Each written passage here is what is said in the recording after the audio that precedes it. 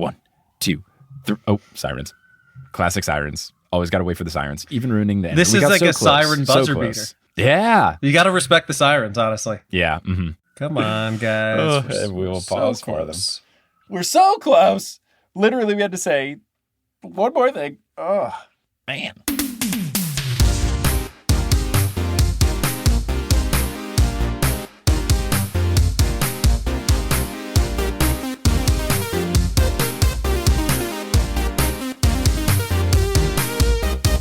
Sup, nerds? It's basketball. Welcome to Horse, a basketball podcast about everything except for the wins and losses. My name is Mike Schubert, and I'm joined by my trusted co-host, the James Harden getting to a new team, to James Harden forcing his way out of that new team in about a year or so. It's Adam Amawala. Adam, how's it going?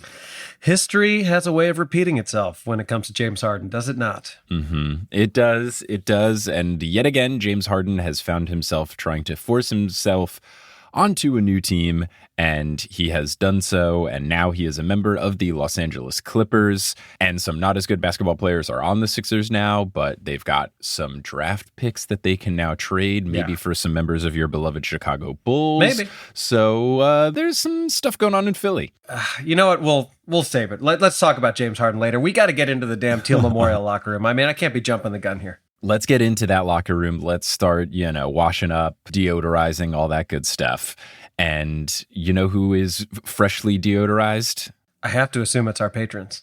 Got to be our patrons. Polly Burge, Kendra Hadley, Salvatore Testa, Siobhan Ellsbury, Don't Go Chasing Taco Falls, Bang, Bang, Roast Beef Debris, how about them world champion Denver Steam Nuggets, Anna Reed, Steph Curry stole Dylan Brooks' soul. Bang, and on a more serious note, prayers up for Dylan Brooks' ankles, because that was tough. Hi, Trish, Nicole Shepard, Chase Underulo, Mr. Bubbles Plays Ball, Naked Rachel, Josh Isn't Rich, Sydney Crosby is a vampire, Chelsea's cousin, Ginger Spurs Boy, and Balls to the Walls. Those are our producer level patrons.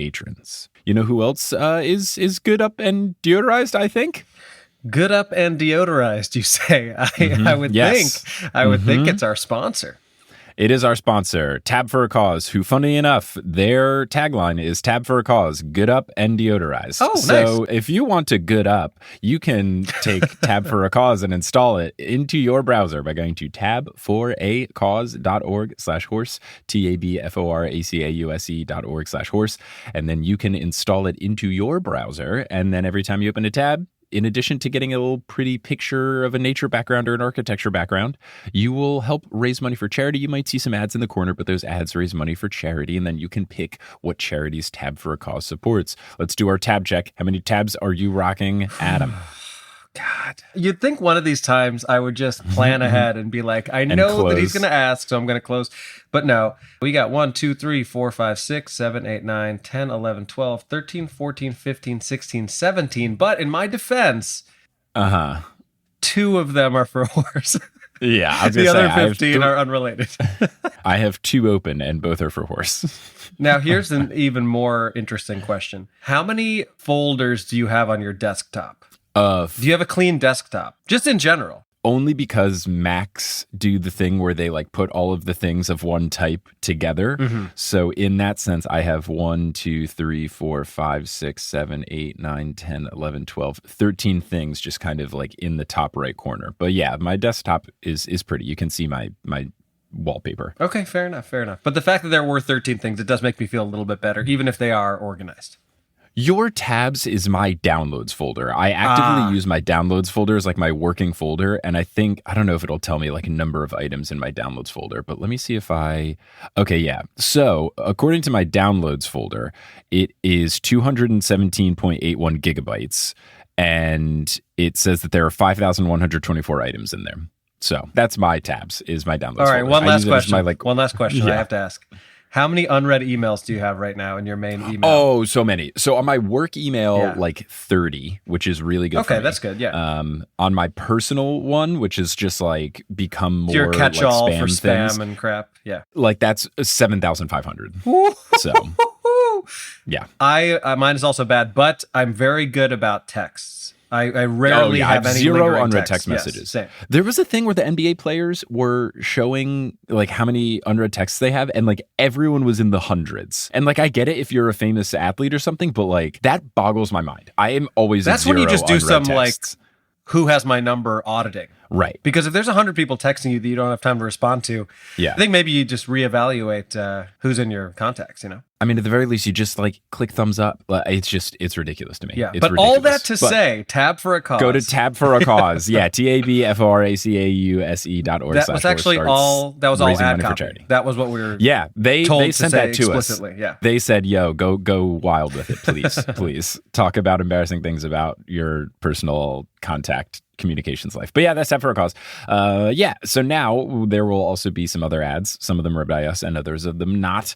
Some of them in English, others of them not. If you live in not an English-speaking country, but once those ads are complete, we'll get back to this episode, of course. All right, Adam, what's going on in your life? What's out there for the people to see? Yeah, what's poppin'? I don't think there's anything super new. I guess since the last time we recorded, we did the live shows in Philly and New York, and they were everything that I dreamed they would be and more.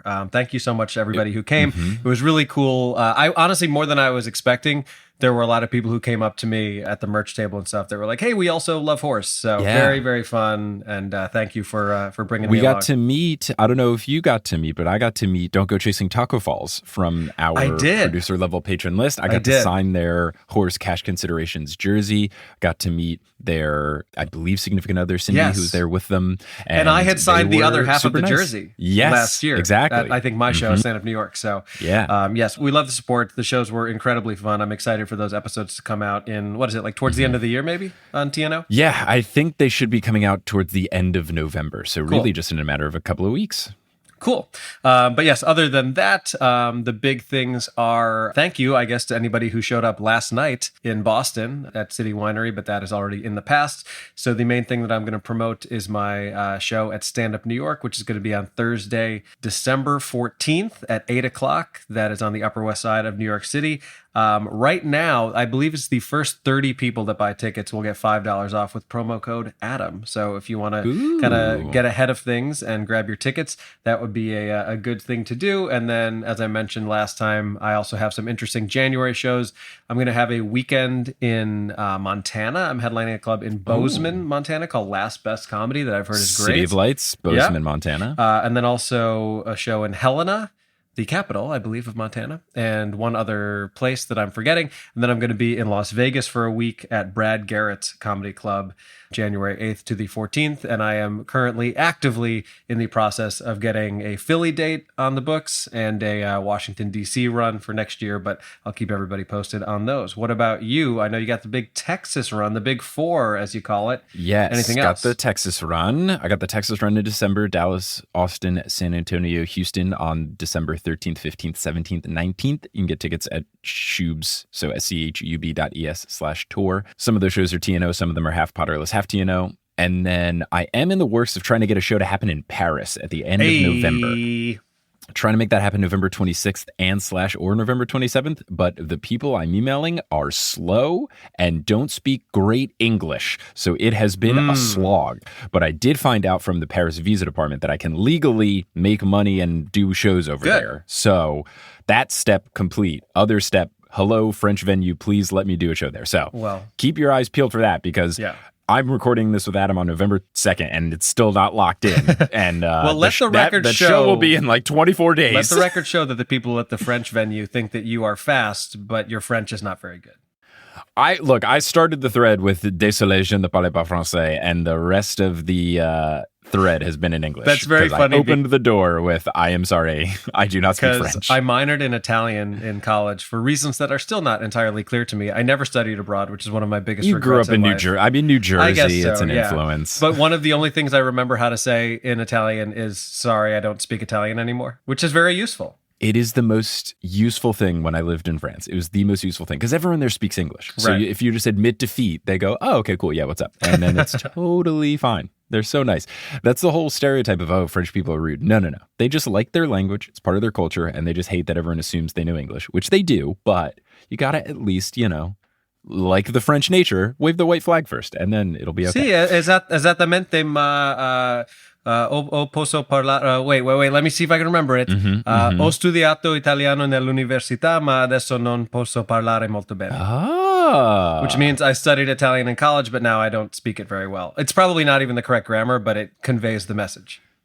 Yeah. It's like when John Sterling, Baseball Reference, does his very broken Italian home run calls, where you're like, I see what you're going for, but it's not good. So upsetting.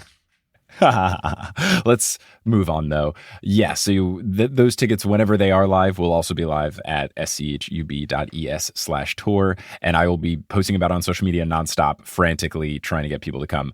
I've done that before, though. We only got the Sydney thing locked up a week before the show, so, Yeah. We've done short notice shows before. It'll be fine.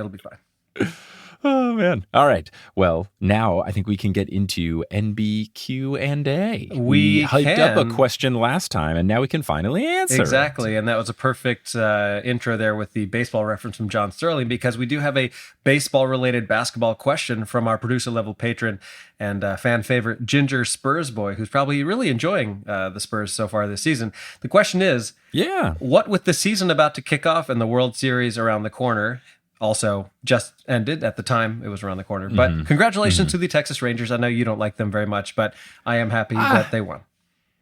Of all the teams to win, they're not very high on my I hope this team doesn't win list, so I'll take it. It could have been worse, is what I'll say. I will say the worst part about it is that I'm planning tentatively to be in Texas for the opening series next year, where the Cubs actually open at the Texas Rangers, and now those tickets are going to be so much more expensive. Oh, no, because the ring ceremony. Maybe you could go to, like, not opening day. Right. I think that's the second opening day. Right, exactly. Yeah. But anyway, the question that we received from Ginger Spurs Boy was, if you were to draft a baseball team out of NBA players, who do you think would be the best picks and who would be the worst? So I find this to be a very interesting question. We didn't do any prep for this, but I think that's kind of part of the fun. Now, the skill set that it takes to be a great baseball player it's wildly different from what makes you a good basketball player. So I think the question is, like Aaron Judge, right? He's very tall. He's very good at baseball. He's very athletic, but he's kind of the anomaly. Generally speaking, like super tall people are kind of, I don't know, a little clumsier, especially in a sport like baseball, where like you need to be more limber and flexible. So does anyone occur to you off the top of your head in terms of like this person's body type and or skill set? Like I could see like Chris Paul being like a great shortstop or something like that. Like he's got great hands. He's like a smaller build for the NBA, which would be like a normal-ish build for baseball. What do you think? Yeah.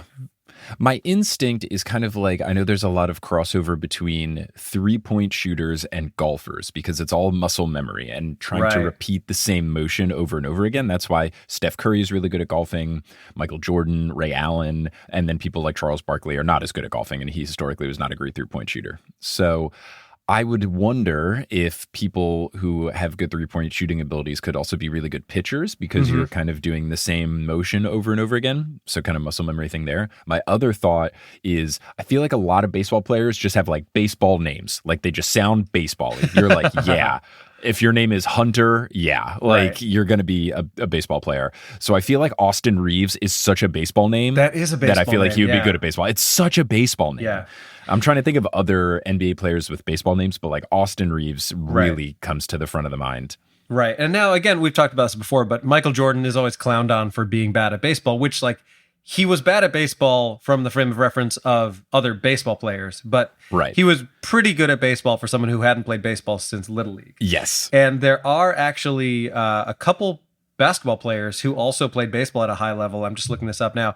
Danny Ainge, who famously played for the Celtics and is he still the president of basketball operations, or I think he's out now, right? He's the president of basketball operations or some sort of similar role for the Jazz now. Oh, interesting. Okay. Because he orchestrated that ungodly, awful Rudy Gobert trade. Oof, rough. But anyway, Danny Ainge actually played professional baseball. He played part of 3 seasons for the Toronto Blue Jays. And then after that, he was drafted by the Celtics. Scott Burrell, who people probably don't know. That's a baseball name. That's such a baseball name. It actually sounds like Pat Burrell, who is a baseball player for the there you go. for the Phillies back in the day. But Scott Burrell, who most people probably only remember from that scene in The Last Dance where Michael Jordan is like bullying him at a practice and just messing around with him. But he was on the championship Bulls teams, and he also played for the Blue Jays and was originally a first-round draft pick of the Mariners, but turned it down to play basketball at UConn. Also, Charlie Ward, former Knick, not only was a Heisman Trophy winner, but also was a tremendous baseball player.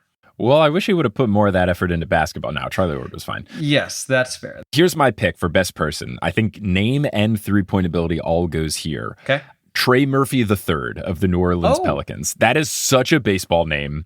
And he's a good three-point shooter. He also went to Rice, where I went to school for 2 years, and Rice has a pretty solid baseball program. Baseball team, yeah. So I could see all of these factors making Trey Murphy III a really solid baseball player. Now, here's a couple other things. I think LeBron, I just don't see him being good at baseball. I don't feel like he has the body type for it. I just feel like he would be unwieldy. Someone like Wembanyama, how big would that strike zone be? Imagine him standing in the box. You could throw it anywhere between, 1 foot and 7 feet, and it would be a strike. I think it's a very interesting question. I will say there was a really funny interview with Anthony Edwards a couple years ago. We'll find the link to it, where he was just kind of bragging about his sports prowess in general. Right. And at one point, he talks a bunch of shit about how great a baseball player he either was or would be. I think he was saying that he played in Little League, and then was basically saying I could be in the He's got a lot of confidence, that man. A lot of confidence. He does. But yeah, hopefully that's a decent answer to your question. That could be something that would be fun to do in a bigger setting, like some sort of draft, but for a different sport. Mm-hmm. But for the time being, Ginger Spurs Boy, we hope that that has fed your baseball needs. And now I'm going to go into mourning because there's no meaningful baseball for a long time. Hey, we got basketball though. Got basketball. It's tough for me. So we do have basketball. We can do that, and we can discuss that, and we can get into full court press. Get it like the news. Yes, I do. And, we already alluded to the biggest news, but of course, amazingly, this did not just break right after we recorded a horse episode. James Harden, of course, traded to the Clippers, which a lot of people predicted, but then it finally did happen. What are your thoughts on this move in general? I think it is one that makes sense for both teams. The Clippers are in a situation where they kind of just got to go all in and see how it goes this year, because Paul George and Kawhi Leonard are in the last year of their deals, and the Clippers are kind of old. They got Russ, who is playing really well to start the year, and they're just trying to roll the dice and see, okay, can we try one more time at praying that our two best players can be healthy at the same time, and maybe we make a run at it. Let's get Harden and see how this goes, and then we can figure it all out at the end of the year. So I think it makes sense for the Clippers. They gave up not too much. Mm-hmm. They had 2 first-round draft picks that they could have traded, and they only traded one of them, which I think is a win for them. And then for the Sixers, it makes sense because you got to get the grumpy boy out of here. I think probably they could have held off and waited a bit and got more in return. But I think the players they got back kind of makes sense for needing to fill out their other reserve type roles. Right. And what the reporting I've seen is that Tyrese Maxey started the year playing so well. And he's also just such a wholesome person. Giving away Halloween candy. Yeah, so nice. I love that. He's just continually wholesome. He texted James Harden after the trade to say he appreciated his mentorship and the confidence he gave him. Told him he loved him. Tyrese Maxey's having a great year, just on and off the court. He was playing so well that the ownership went to Daryl Morey and they were like, make the Harden trade now. So I love that someone was so good at basketball that they were like, get this other guy out of here. The vibes are too good. Send him packing. So I think it makes sense for the Sixers. Like, what are you going to do? Right. And at least you get some stuff back. And they have enough now on their team to make one more trade. And there's a couple different directions that they can go. They can either trade for someone now, or they can leave their cap space open and try to sign 2 people in the offseason. They got a couple of different avenues that they can go down. So I think it does make sense all around. I don't think it's necessarily a trade where it's like, oh yeah, we won the trade. I think it's just one of those like, we both had to do this and we both made it happen. And we are now in better situations than we were. We kind of put ourselves in these situations, but here we are now. Yeah. Did you see the awkward entrance into the locker room video? I thought that was weird. I thought that was very strange. There were other videos after where they looked happier and stuff, but I think this is just something that I think JJ Redick was talking about this on his podcast, Old Man and the Three. I forget who the guest was, and maybe it was Andre Iguodala, maybe that episode. But he just says like players nowadays are just like on their phones all the time, before the game, during halftime even, which feels ridiculous. We should ask them how many tabs they have open. Oh, or how many unread texts. Apparently it's in the thousands. But I feel like maybe it was just the awkwardness of everyone kind of being in their room everyone kind of being on their phone in the locker room. But I just feel like Russ and James would have been happier to see each other. Russ and James, there's a weird energy. And then sitting next to Russell Westbrook, you see Terrence Mann, who looks not thrilled, which honestly, you kind of understand because Harden being there is going to directly cut into his minutes. And it's not really his fault. Like he hasn't done anything wrong per se. The Clippers just acquired James Harden, and now could be a too many cooks in the kitchen thing. I mean, obviously Harden is not at the height of his career anymore, but you've got Kawhi Leonard, Paul George, James Harden, and Russell Westbrook. Like, that's a lot of shots between those guys. So it was already probably a bit of a struggle for Terrence Mann to have as big of a part in the offense as he would like. And that only gets harder now. The other thing that I wonder about it in general is that, like, this has happened before with Harden now multiple times. And I would have to think that as the team receiving him, you're already kind of walking on eggshells because you're like, well, it's just a matter of time before he gets unhappy here and he wants to leave us. Right. You ever hear those things where like someone has an affair and leaves their family and then goes and lives some other life with some new person and then they end up also leaving that person and having an affair? Well, you can't be that surprised. Like if that's literally how you came to be in a relationship with that person, it probably doesn't really speak to their character that well that this is just like what they do. I think the difference is that James Harden is in the last year of his contract with the Clippers. I think the Clippers are very much in we're seeing how this year goes and that will determine our future. That will determine if we try to bring back James. That will determine if we try to bring back Russ and if we try to bring back Kawhi and Paul George. So I feel like they are okay with just hoping it can be good for a season. Right. And hopefully the James Harden grumpiness timetable does not exacerbate and speed up to where it's now only half a season before asking out. So I think that should be fine. Well, along those lines, speaking of grumps, what do you think about Kendrick Clickbait Perkins's comments that James Harden should be coming off the bench? I don't think that makes sense. I don't think it matters. Like, I think you just do it based on matchups. I think you try to separate the four of them and spread it out throughout the game and then put them all in the court at the end of the game. I don't know. I really just hate Kendrick Perkins. Like, carry the hell not him, not him as a person, but what ESPN is trying to do where they're like, he's our Charles Barkley. And you're like, no, Charles Barkley is actually intelligent. Yes, he sounds like he might not be the smartest man, but he knows the game of basketball. He's a smart person. He's super with it. Like he calls out transphobes and homophobes and racists. Like, and domestic abusers. There was just a clip that I think we reposted of Charles Barkley asking Adam Silver, and it was definitely not planned. Yeah. Like, hey, before you go, can you please address the domestic violence problem that the NBA has? Because this is not okay. And I love Charles for that.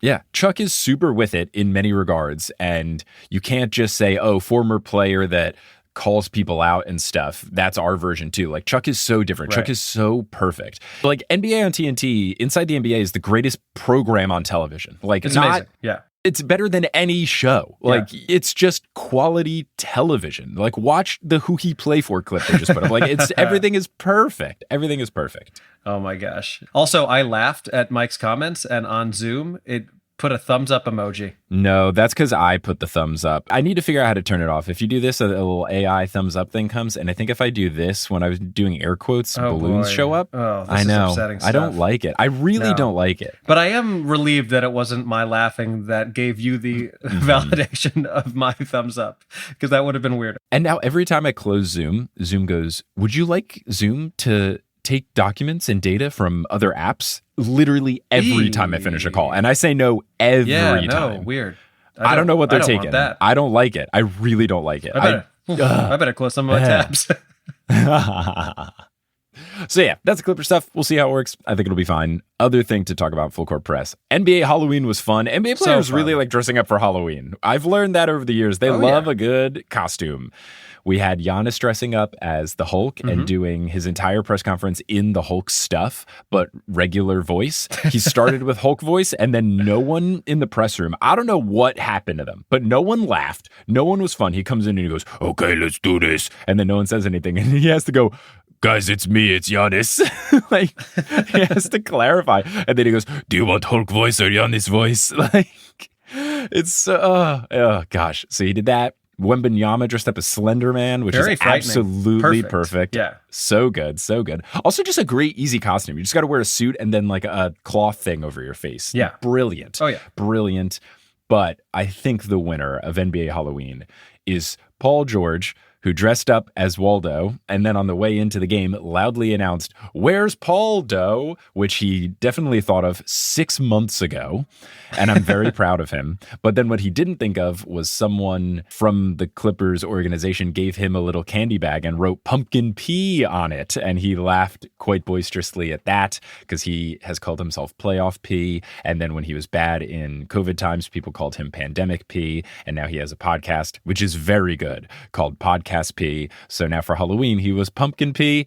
Really good. Really good. Oh, such wonderful stuff. I want there to be more Halloween type things. Like I want more NBA players dressing up in costumes. Like let's get them in the various turkey things, like when people do turkey trots in strange outfits for Thanksgiving. Let's get them dressed up in Santa gear for Christmas. Let's get them dressed up as Cupid for Valentine's Day. Let's get it all. One thing that the Cubs used to do when Joe Madden was their manager that I always loved was he would do like themed road trips.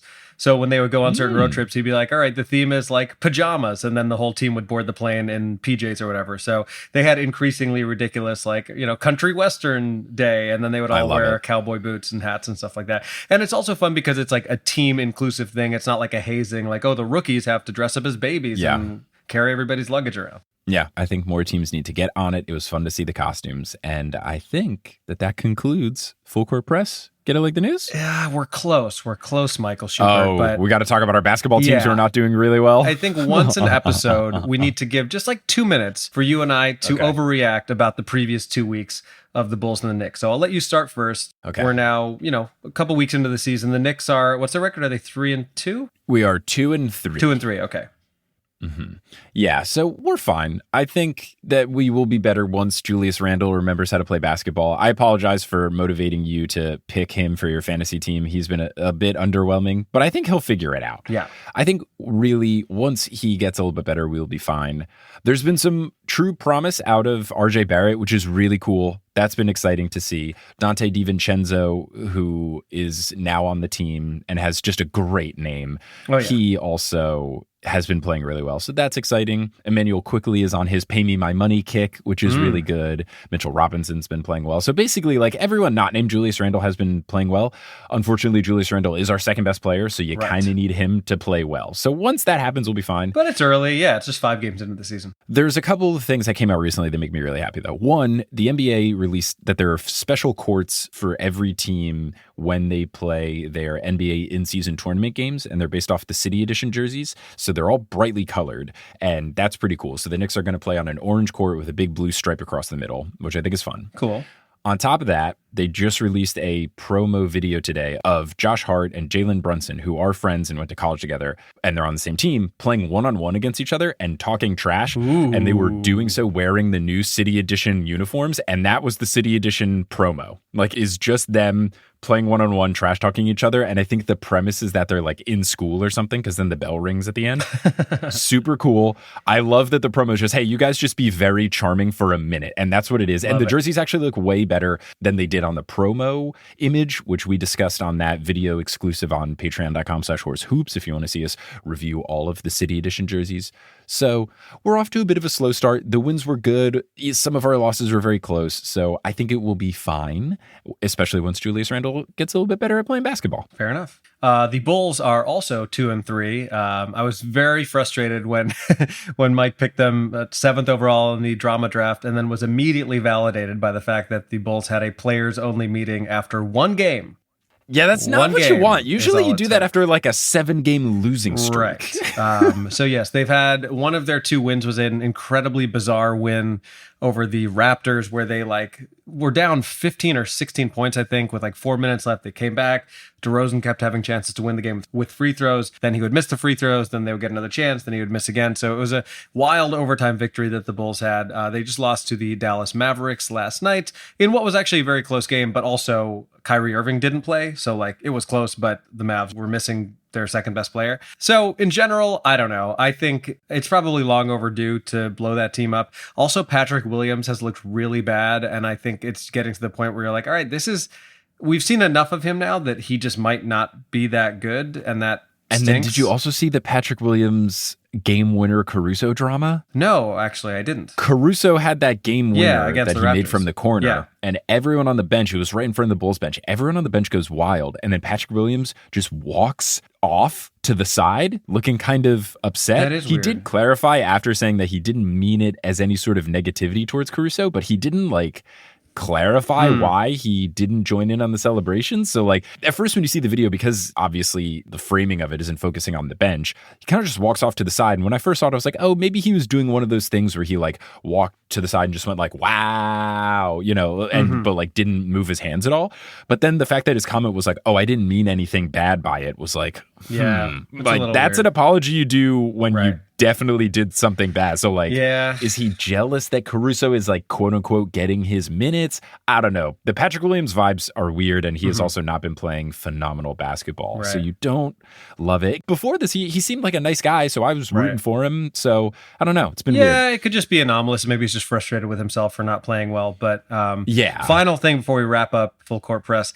We have not established any bets this year, and frankly, I'm a little reticent to do it because I'm afraid that the Bulls are just going to sell off, and then it's going to be a joke. But as it currently stands, we didn't do it before the season, but the Bulls and Knicks do have the same exact record. Okay, what should we try to do here for wagers? Here's what I'm thinking. I think probably it's unfair to do who will have a better record between the Knicks and the Bulls, because I think the Knicks are just going to have a better record than the Bulls unless something goes tragically wrong.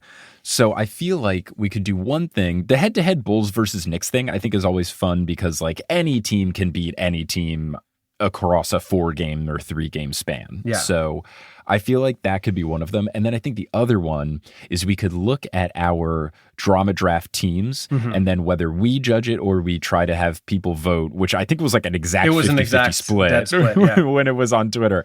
We could have something where we look at our teams at the end of the season and see which of us was better at picking dramatic teams. Maybe we take our top 5 picks and then our bottom 5 picks and then put all of those teams into a 20-team pool.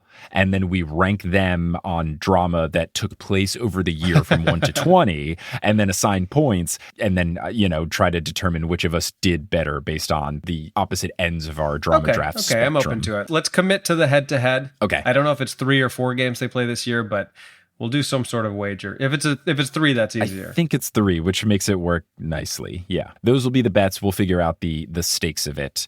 I do. Mandate was fun. I do like a mandate. It was. Yeah. We could go full Seinfeld with it because what you did for your mandate, it could be like the Bandy thing where the winner has to cook you a nice meal. Don't you dare cook me soup. Soup is not a meal. No. So I won't cook you soup. Don't worry. Though I do make a really good chicken noodle soup. I bet you do. It takes way longer to make soup than it does to make anything else I would make. Yeah. Well, you got to get a crock pot. Yeah. Well, she's a Dutch oven. I like to do it straight up. Well, I don't want a machine doing my cooking.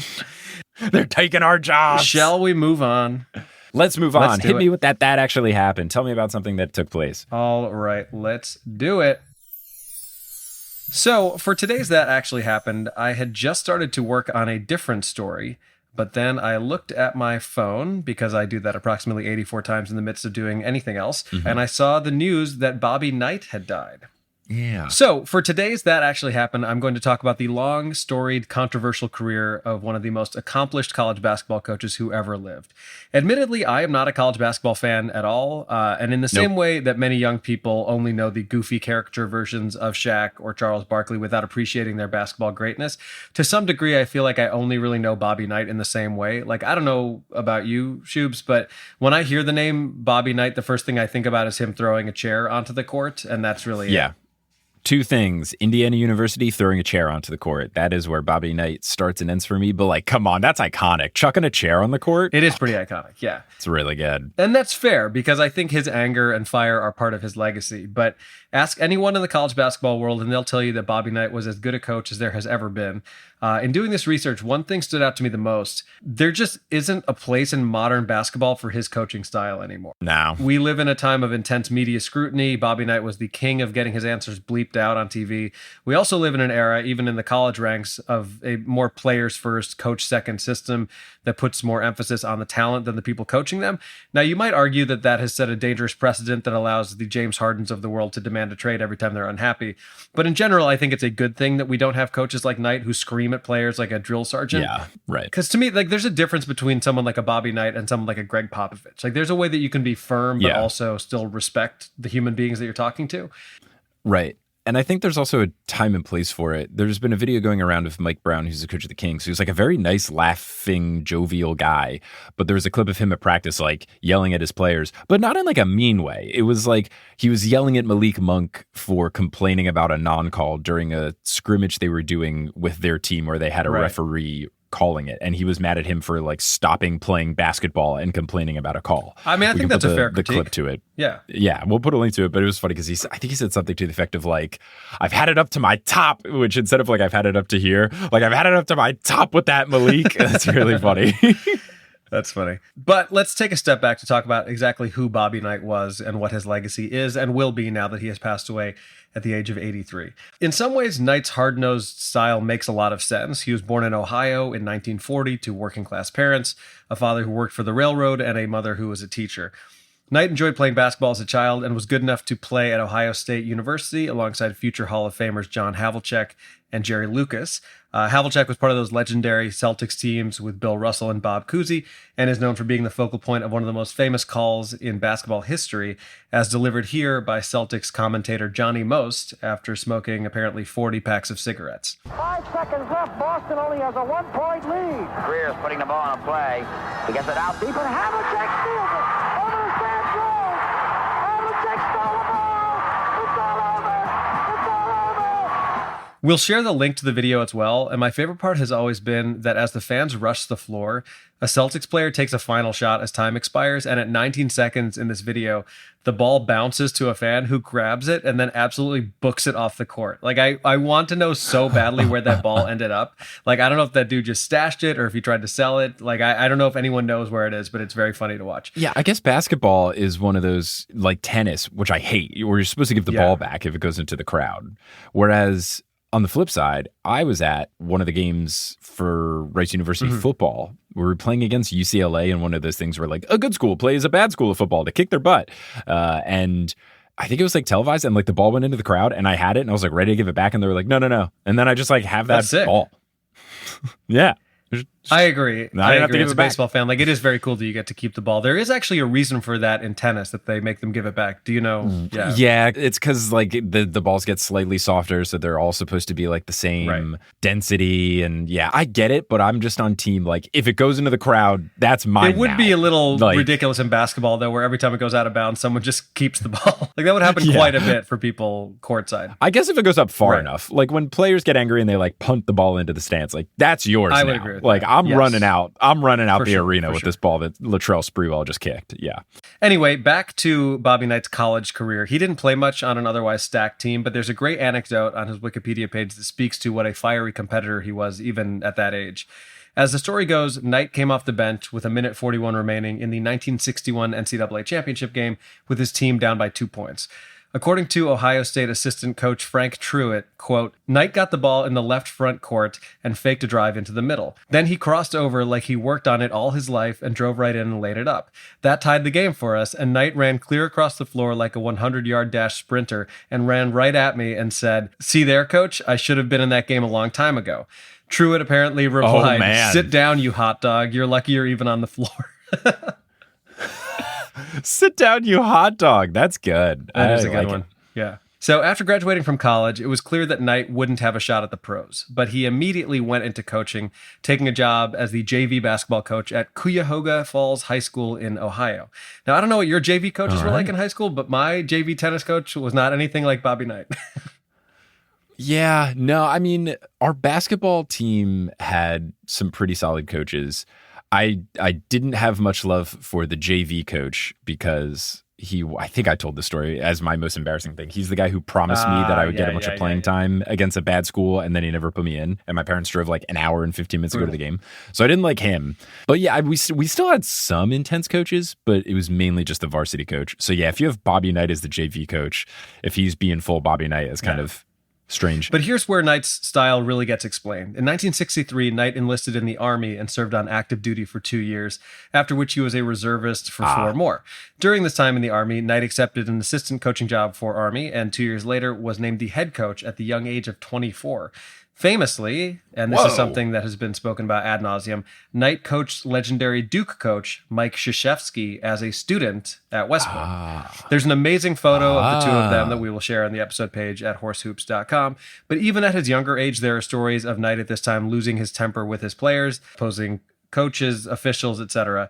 I'm jumping ahead here, but if there's anything I learned from all of this research, it's that Bobby Knight could have really used therapy. Yeah. Use promo code Bobby at BetterHelp. I'm kidding. But oh, no. We dropped them. We dropped them. But I'm not kidding about this dude having serious anger issues. Knight would stay at Army until 1971, at which point he took the head coaching job at Indiana, where he would spend the next 29 years as the head coach. During that 3-decade stretch, Knight would lead the Hoosiers to an overall .735 winning percentage, and more importantly, 24 NCAA tournament appearances and 3 championships. He also led the U.S. team to a gold medal in the 1984 Olympics, a team that featured young North Carolina guard Michael Jordan in the summer before his rookie season, because at that time, only amateur athletes could compete in the Olympics. And there's a great quote where a reporter asks Jordan what it's like playing for Bobby Knight as opposed to his college coach, the much more level-headed Dean Smith. I couldn't find the clip. I know it exists somewhere, but as I recall it, Jordan says something to the effect of similar but a lot more foul language.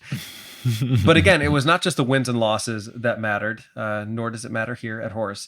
It was the controversy, and for some frame of reference, if you go to Bobby Knight's Wikipedia page, his criticism and controversy section is broken up by decades because there's that much of it. Like, I quite literally can't share all of it, but here are some highlights or lowlights, if you will. All right. Knight supposedly choked and punched the Indiana University sports information director after a news release he didn't like. During the 1979 Pan Am Games, Knight was accused of assaulting a police officer, a charge he was actually convicted of and was sentenced to 6 months in jail for, but he was never extradited and I assume never took a trip to Puerto Rico. Here's a story for you in which there are multiple people to root against. One of the best players Knight ever coached was future Pistons legend / terrible Knicks coach and executive Isaiah Thomas. And in 1981, Thomas allegedly sucker punched a player on Purdue during a game. Now, there are differing reports as to whether or not this was retaliatory or not, but Knight later invited Purdue athletic director George King on his weekly television show to discuss the matter, which King understandably declined, at which point Knight brought out a donkey, like an actual donkey, wearing a Purdue hat onto the show. Just cartoonish levels of immature and petty, and it's safe to say the only jackass in that situation was Bobby Knight. Moving on. Now, this is probably the most famous one. During a 1985 game, also against Purdue, who was a big rival of theirs, Knight disagreed with a call that sent a Purdue player to the free throw line, and before he could even shoot the foul shots, Knight flung a chair from Indiana's bench and threw it onto the floor, like fully across. We'll share the video, but he like throws it in front of the free throw line and it goes all the way from one side of the floor to the other. He was ejected, suspended for a game, and put on 2 years of probation, and surprisingly did actually apologize for the incident. But as the years went on, it became kind of a running joke for him. He would say in interviews that he had seen an old lady on the other side of the court that looked like she needed a chair, and he threw it for her to sit on, which is actually kind of funny. Like I do kind of enjoy that. That's good. Yeah. Then in 1991, Knight berated his team at a practice, not knowing that someone was secretly recording him. Interestingly, it is believed that future NBA head coach of the Nets and Celtics, Lawrence Frank, who was a player at the time, was the one who had recorded it. The snitch. Exactly. Which, like, I'm kind of torn on that sort of stuff. Like, on one hand, I think people should be held accountable for the things they say. But I do think that there is something to be said for the sanctity of, like, if I believe I'm saying this behind closed doors, there is a certain amount of protection that I feel like you should have within that environment, like up to a certain degree. Because this is not a situation where he was like abusing anyone. He was just really pissed off at his team. But in any case, I'll share the link to that as well. And just for fair warning, if you get offended by foul language or have children around, maybe don't, or put on headphones. But you can really hear the Army history coming out in this one. Like, he literally sounds like Jack Nicholson in A Few Good Men, and it is kind of scary. Truthfully, the message of what he is saying is that he's sick and tired of losing as a result of players not showing enough effort and getting outworked. And on a surface level, I think that's a reasonable thing to be frustrated with. That being said, I really don't think there's any excuse for speaking to people that way, especially college kids who are children, regardless of what's at stake. That's the biggest thing. They're so young. Yeah. And it was a different time, but even so, like, I'm sure some of the old heads would tell me that I'm soft, but I guarantee you that shit would not fly anymore. Yeah, it's just not worth it. Like, it's so, I don't know. I'm just very big on treating people like people. Totally agree. And I just feel like, I don't know of anyone that, and maybe it's just different, but like, I don't know if anyone was like, yeah, this one person in my life treated me like absolute shit. And then that motivated me to be better. Like, also, in terms of people speaking to people like people, the only time in my entire life that I have ever been kicked out of a bar was when a bouncer was incredibly rude to me. And I said to him, sorry, would you mind speaking to me like a fucking human being? Grabbed me by my shirt and like flung me out of the bar like Jazzy Jeff in The Fresh Prince. That's so good. That's oh man, amazing. Was he trying to pull some like racist dress code thing to you, where like, oh, we don't let in shoes with laces? No. Well, it wasn't that. I was at a bar in Hoboken, and unbeknownst to me, like, the bathrooms were on the second floor, and they had some sort of rule about like you weren't supposed to bring any glass upstairs. Oh, which, like, okay. Sure, but I didn't know that. And sure. Instead of just saying, like, just tell me, hey, sorry, sir, like, if you don't mind just putting that down, he just like started screaming at me, and I was like, whoa, that's not. We didn't need to start there. And then as it escalated, and he was getting more and more upset, I said, "That's would so you mind good. talking to me like a fucking human being?" And he did not. He did not appreciate it. I think I was in the right. Yeah, I think you nailed it. Yeah. All right, back to Bobby Knight. Honestly, it gets worse. In 1997, Knight was caught on camera putting his hand around the neck of an Indiana player, Neil Reed, during a practice.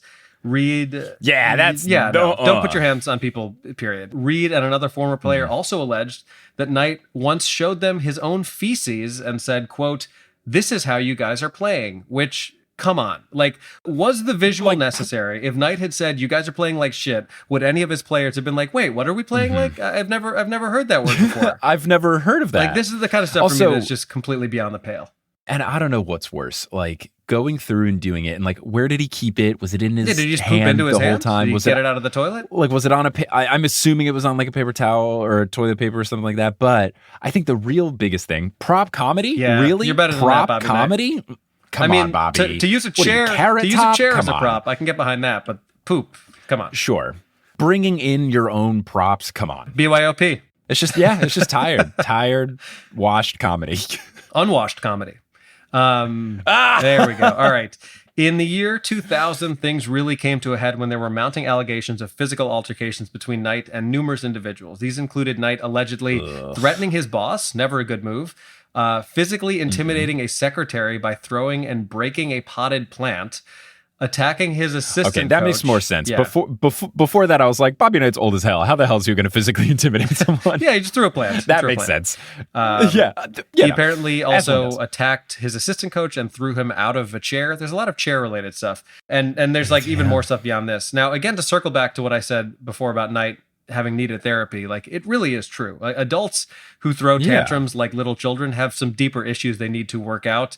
Full stop. Like, that is just a thing that is true for sure. Right. None of this was okay, even if it was a long time ago and the standards were different. Knight was understandably, and probably overdue, he was fired in September of 2000.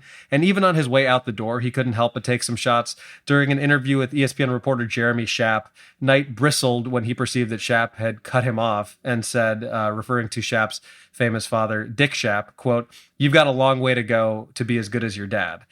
Just like classic projecting, insecure bullying, and I'm not here for it. Dick Schapp is a great name. It is a great name. Oh, it is a Dick great Schapp. name. Yeah, That's like it. good. I like it.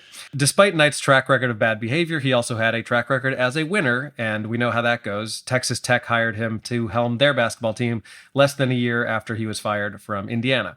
From 2001 to 2008, Knight coached the Texas Tech Red Raiders in what would be his final coaching job. The team hadn't made the NCAA tournament since 1996, and he immediately did turn things around on the basketball court, leading the team to 3 NCAA tournament berths and 1 Sweet 16 during his time there. During his time at Texas Tech, Knight did actually seem to grow a bit as a coach and as a person and start to learn from his mistakes. I remember that being a thing. So I'm not going to characterize this as some sort of redemption story, nor does it excuse his past behavior.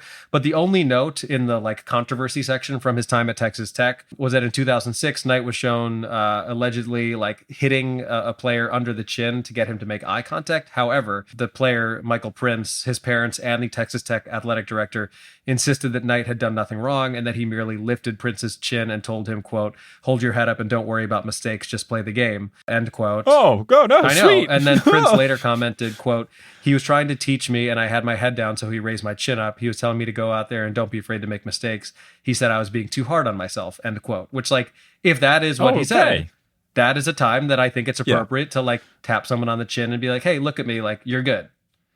Right. Yeah. Grabbing someone by the throat. No, I agree. Throwing potted plants. Not great. But this, okay. Not ideal. But to sum everything up, I think that's kind of the perfect way and the perfect story to encapsulate Bobby Knight's coaching style, which is to say that Bobby Knight was basically the J.K. Simmons character from Whiplash, but as a basketball coach.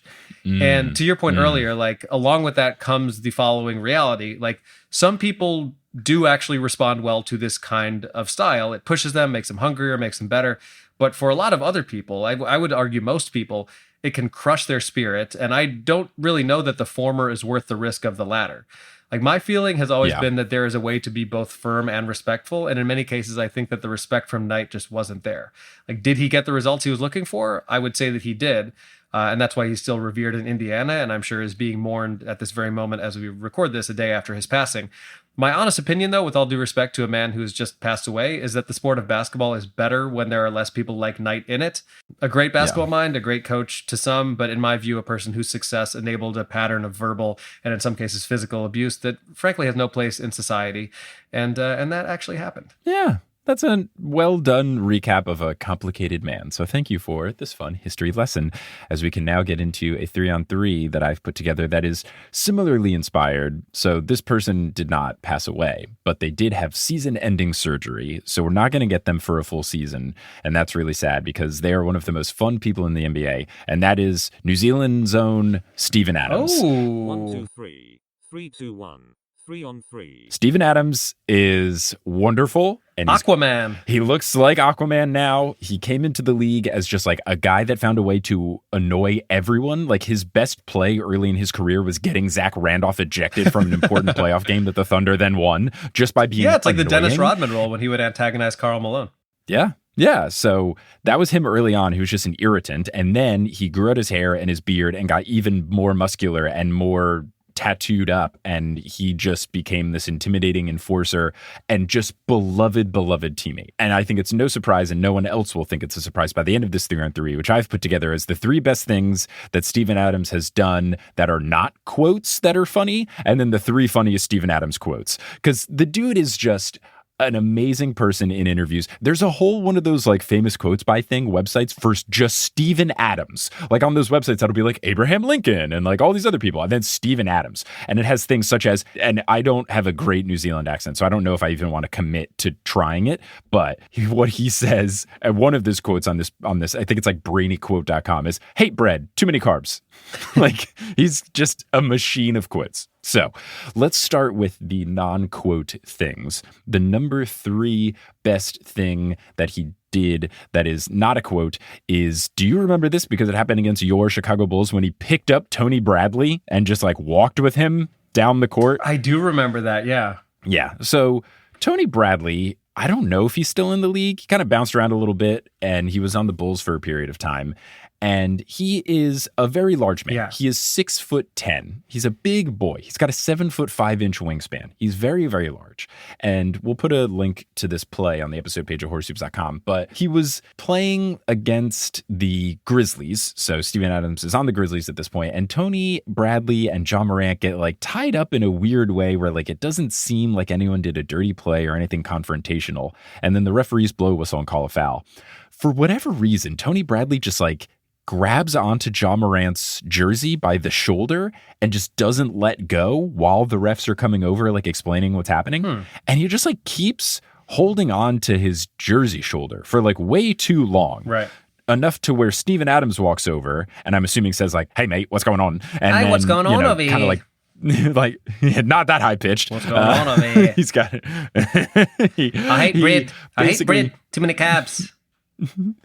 this is not what this man sounds like at all. I mean, the accent is there, but Steven Adams is so large and has such a deep voice. But anyway, Tony Bradley just like won't let go. Ja Morant kind of pushes him away, and Steven Adams just like grabs him by the waist and just lifts him into the air, and then just starts walking with him to center court. One of my favorite things in basketball is when players make other players who are gigantic look not gigantic. Like, it's very funny to me when people are like wrestling with each other like an older and younger brother, but they're just both gigantic humans. It's so funny. What's funny about this is that this perfectly diffuses the situation. He drags Tony Bradley from basically one foul line to the opposite side of the court foul line. And mid being carried, Tony Bradley recognizes the ridiculousness of the situation and like almost laughs it off, where he's like, "Okay, yeah, this is silly. All of this is silly. I've been carried multiple feet by this man as I trash talk and try to look cool, and it looks like my dad is carrying me off to daycare." And like by the end of this, there was no fight, there were no punches thrown, there was nothing else, and I think it was just the perfect choice by Steven Adams, who just like keeps a just dead-eyed look in his face the whole time. Like, I don't think he even says anything. I don't think he talks any trash. I think he just picks up Tony Bradley and walks with him. And it's so good. It's so good. Now, my number 2 one is similar, but I think it's better based on the other person looking ridiculous. So this is a play when Steven Adams was on the Thunder and Russell Westbrook was on the Thunder as well. And there's a play where against the Kings, Russell Westbrook goes up for a layup. Willie Cauley-Stein, who's the center on the Kings, fouls Russ, and then he kind of pushes Russ away after Russ finishes his layup. And Steven Adams immediately comes over to be like, "Not on my watch, mate." That's pretty good. Tries to get him to not do this. And it's the similar move where he kind of just like grabs him and holds him. He doesn't necessarily pick him up because this all takes place underneath the basket, so there's nowhere to go. So Steven Adams just kind of like works his way to the front of the crowd and just like bear hugs Willie Cauley-Stein and is saying things to him, but in a very calm way. So I think he's probably just saying like, "Calm down, stop it, ease up." Willie Cauley-Stein is really, really angry. He tries to push Steven Adams away, but because Steven Adams is such a large, strong, sturdy man, Willie Cauley-Stein gets pushed back himself. It is literally like he is pushing a wall. And then Willie Cauley-Stein goes away. And it's so funny. He looks so stupid. Like, Willie Cauley-Stein looks so embarrassed afterwards, as he should be. And then to put the cherry on top of the cake, after Willie Cauley-Stein does this really angry push thing, everyone's trying to get him to calm down. Steven Adams, the refs, everybody else. Steven Adams looks at him just with like a dead eye contact stare, and then, kind of puts his hand up and goes, "All right, mate." like you get it out, you get your anger out. It's so good. Steven Adams is high on the list of people that I would least want to have set a screen that I ran into. There's a very fun compilation clip of just Steven Adams hard-hitting screens. And they're legal just screens. People run He's just into that him. strong of a dude. Yeah. He's just that big. Let's look up the stats. Steven Adams' height, I think he's 6'10 or 6'11. And then Steven Adams' weight, 250 pounds. Of pure New Zealandish muscle. Pure muscle. Yeah, like he's not like pudgy. That is 250 pounds, arguably more, of muscle. He's not like Raymond Felton in that alumni game. Did you see that? No, he's a large... Yeah, I mean, look, I hope Ray's having a good time, but he's arguably was not in the best playing shape when he played. Right. So, as long as he's happy, I'm happy for Ray. But yeah, that's my number 2 Steven Adams things. My number 1 Steven Adams thing. Are you familiar with Steven Adams and Nick Collison's handshake? No, but I love a fancy handshake. So in the NBA, you'll have various players that have very intricate handshakes where they're doing all sorts of hand signals and, dapping up hands and elbows and all this kind of stuff. when Steven Adams was either a rookie or sophomore, like one of his early years on the Thunder, him and Nick Collison had a handshake where they would just do like a traditional handshake, like lock hands, go up and down twice, and then just stare at each other for 5 seconds and then nod and move on. So like if you see it in the line, you know, everyone's doing like dap, boom, boom, boom, this thing, finger, finger, finger. And then they just like handshake, stare at each other for 5 seconds, nod, and then continue. It's kind of like a gladiator handshake. Fantastic. Strength and honor. It's so good. It's so funny. It's impeccable. This is making me think that you and I need to have a handshake. We should get one for our softball games. Me and Josh Pacifico on our baseball team used to have a handshake where we would, because we're both right-handed, I think there might have been a player who already did this, and we copied it probably because we were 9 and we probably didn't come up with it on our own. We would close our hands into fists and then punch them like into each other's gloves and then go from like top and then all the way like from top down from 12 o'clock to 6 o'clock and then chest bump. That was me and Josh's. I'll be honest with you, I don't remember handshake. anyone doing that. I think you might have invented it. Okay, maybe we did good. invent it. So we had that. We should have something. We should have something for our next season of softball, which needs to happen now. Like the countdown to when does it begin? April starts today. I miss it so much. All right, let's get to those quotes, baby. All right, here are the quotes. It's so hard. There's so many good ones. There are so many good I am going to quotes. have to request that you read all of these in your best Steven Adams impression, even if you feel self-conscious about it. It's part of the thing. I will do my best. And to anyone from New Zealand, I apologize. To anyone from Australia, I apologize if this just sounds like I'm doing an Australian accent or like a hybrid of the two. I'll tell you what we're going to do. For any people from New Zealand or Australia, if you care enough about this that you want to send us some audio clips, we might put them in a future episode. I'll just say that. Sorry, Kensei, our editor, who's like, Adam, why are you promising this to people? Here's the thing. For the quotes, the most logical thing to do is just put Steven Adams saying it in and send Kensei the clips instead of me saying it. No. I'm going to insist. I say it and then Steven says it. Okay, that works for me. Cool. All right. So the first one that I'm going to select is something that I think I just appreciate him being, oh God, it's so hard. I even have my 3 picked and I have the ones that I'm going to put for 5 on 5. And I'm just like, I just can't bring myself to choose between them because they're all so good. But I think I'm going to go with this one. Okay. So this is number 3. I just appreciate the humility of Steven Adams. So this was based in an interview, I think after a practice. Someone was asking him about the Steven Adams autobiography that he just put out. And he was talking a little bit about it. Someone, I believe, asked him, what was the inspiration for you doing it? And he said, straight up, like, someone told me that people would be interested in doing it, so I did it. And then they ask him like more and more about like the writing process. And then he levels with them and he says, I didn't write it. I have a ghostwriter named Natalie Chapman. I can barely read, mate. You think I'm going to write a book? Jesus. It's really good. Oh, I like that he admits that most autobiographies like aren't really written by the players. I think more and more now today we're getting like name of the player and then small name of the person who actually wrote it. I think that's becoming the norm. And I think people know that, hopefully. Yeah, I think people probably know that. But that is what I really appreciated. I just like that he calls out the ghostwriter and then just, I can barely read, mate. You think I'm going to write a book? Jesus is good. And now here's Steven Adams saying that quote. No, I didn't write it. I got ghostwriter named Natalie Chapman. So, I can barely read, mate. I'm going to write a book. Jesus.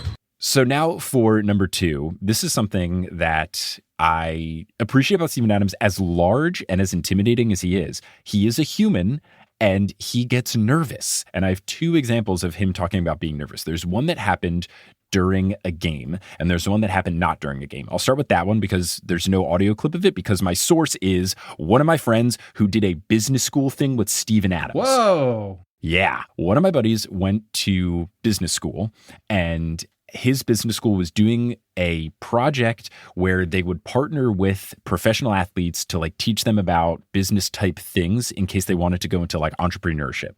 And they had a thing where like you could draft who you were working with. And Steven Adams was one of the options. And my buddy was like, oh my God, I got to do this. So he worked and got Steven Adams as his person.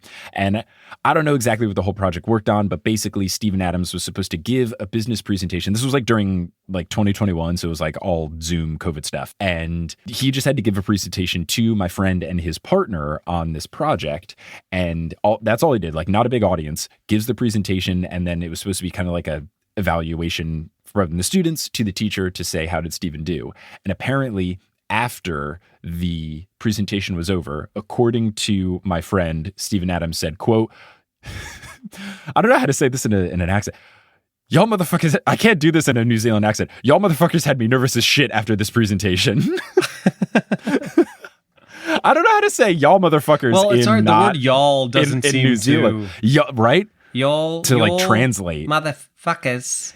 Y'all motherfuckers. I feel like anytime I do a New Zealand voice, I'm just doing like a Flight of the Conchords, like kind of the higher pitched. Yeah, right. Yeah. You're doing Brit. Right. You're doing Brit from Flight of the Conchords. Yeah. But so then apparently also during the presentation, he said he apologized for swearing so much and said small vocabulary about it. And I think that's the truest testament that he didn't write his autobiography is watching a lot of these quotes. This guy swears and says mate every other word. Like that's there's great. So many mates. Like he's living up to the New Zealand way. So you do use Steven Adams. Now there's another one. This one was documented. You can watch a video of it and we'll put a link to it and stuff. But there was one where he made like 2 really important free throws at the end of the game. And he's not a great free throw shooter, but he made these very important free throws at the end of the game. And someone asked him like, oh, free throw shooting's been big for you this year. How are you able to make this happen? And Steven Adams just says, honestly, I absolutely shit my pants. Yeah, I absolutely shit my pants. Oh boy. And then he talks about like, I didn't really think it would be this hard, but yeah, I mean, I was really nervous up there. And I think he even like references like, you'd think someone big like me wouldn't get nervous. He shit his pants and then he showed it to himself and said, this is what you usually shoot free throws like. Bobby Knight was like, in the crowd. Okay, so number 1, this is the best one. And I've seen this one post around on social media because it's really good. And it will also be posted in juxtaposition to LeBron James. So this is something that took place during the bubble. And famously, some players such as LeBron James were like, it's so hard. I haven't seen my family in weeks. I'm in a hotel room. I feel like I'm losing my mind. All this kind of stuff. Steven Adams, after quotes like this were going around, was asked, what is it like dealing with living in the bubble? What is it like only seeing your teammates, not seeing other people, not moving around? What is that like? Steven Adams immediately takes issue with this question. Not like serious issue, but like thinks it's a ridiculous question. You can see it on his face. And then he says, it's all good, mate. Let's be clear, mate. It's not serious, mate. It's not that hard. It's not that difficult, mate. We're living in a bloody resort. Everybody's got to complain. Everybody has their own preferences, mate. But it's not anything too serious. Just a bit of dry food here and there. And you get bored every now and then. But it's all good, man. It's pretty cool. And then he goes on to say that it's cool to interact with players from the other teams. You don't get to do that during the year. It's all good, mate. Let's be clear, mate. This is not Syria, mate. You know what I mean? Like it's not that hard. It's not that difficult, mate. You know what I mean? We're living in a bloody resort.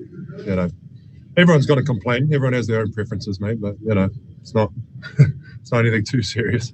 Was the first thing he said it's not serious or it's not Syria? He said it's all good, mate. Let's be clear, mate. It's not Syria, mate. Oh my God. I know. And like during 2020, like, yeah, like that's it is also allegory but to it's make. Kind of, I appreciate the honesty of that because it's like, yes, I'm sure it was isolating and strange, but at the end of the day, they were at a resort playing basketball while many other people were dealing with much worse things. Totally. They are in a place where they're getting all their food catered to them. It's a 5-star resort on the Disney campus. Right. They are getting tested all the time. They're being kept super safe, all these precautions to make sure they don't get COVID. Yeah. Like, yeah, things are just fine. It's pretty sweet. That's so funny. Yeah, that is. I mean, I haven't seen all the other quotes, but it would be hard to top that one, I think. It's just really good. You can tell he appreciates the basketball life that he has. One of the other ones that was a top contender was from his rookie season. They asked, like, what was your, realization that you'd made it in the NBA? And he said when he got on the team plane and the plane had tables in it. He was like, tables on a plane? Huh, I've made it. I mean, I don't know that I've ever been on a plane with tables in it. Maybe a small tray table. So... no, but not a table. Yeah. So shout out to Steven Adams. I'm very sad that he won't be with us this season. Maybe he'll still give some quotes and stuff, but he's a really nice guy. He's a fun dude. I'm glad he stuck around in the league for so long. Well, he might be injured, but he's not in Syria, mate. God. So high pitch. It's not that it's bad. It's just so not Steven Adams. I gotta work. Yeah, but I mean, look, I spent all of last night watching tons and tons and tons of his videos, and even I can't get close to his voice. It's just really good. But yes, those are the 3 best Steven Adams quotes and the 3 best Steven Adams things that are not quotes. Check out the 5 on 5 for when I post probably 12 things, because he's just so perfect. So perfect. Extra credit.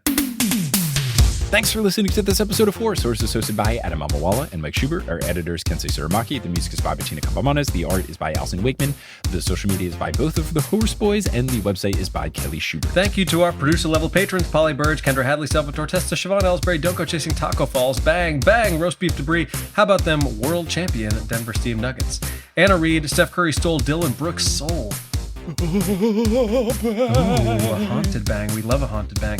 Hi, Trish, Nicole Shepard, Chase Underulo, Mr. Bubbles Plays Ball, Naked Rachel, Josh Isn't Rich, Sidney Crosby is a Vampire, Chelsea's Cousin, Ginger Spurs Boy, and Balls to the Walls. Follow us on Facebook and Instagram at Horse Hoops and on Twitter at Horse_Hoops because Horse Hoops was the guy who took the basketball from that game and ran away with it, and the NBA figured it out, and they just got to get shut down. Gotta ban him. Ban him from the arena and from Twitter.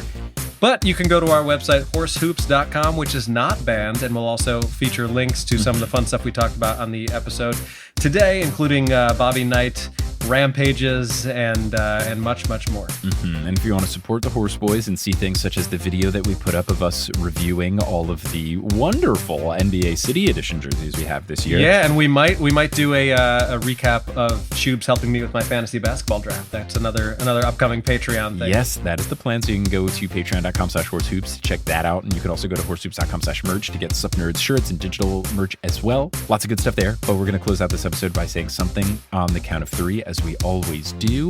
What are we thinking?